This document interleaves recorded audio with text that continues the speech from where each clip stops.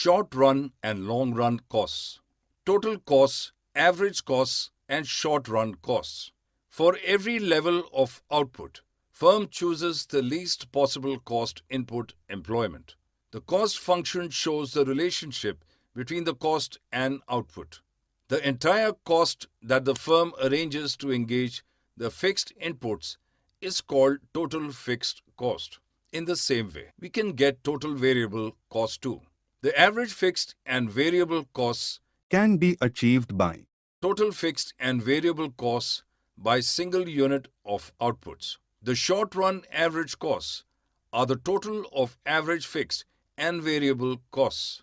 Like marginal product, the marginal cost is dependent on total variable cost in the production. The short-run marginal cost is calculated from the ratio between change in total cost and change in output.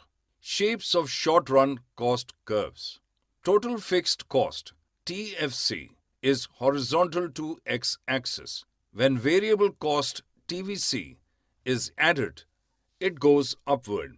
In average fixed cost, AFC, it shows like a rectangular hyperbola where the TFC can be seen in a shape of rectangle.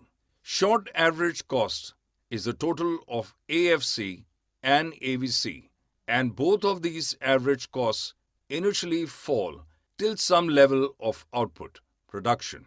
When they start to rise, AFC remains greater than AVC, so still then SAC remains to decrease.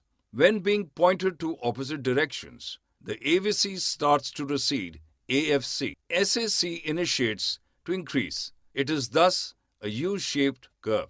The long-run cost and the shapes of the long-run cost curves. The long-run average cost, LRAC, is calculated by dividing the total cost by the single unit of the output, and long-run marginal cost is similar to the changes in the total cost per every unit change in the output of the production process.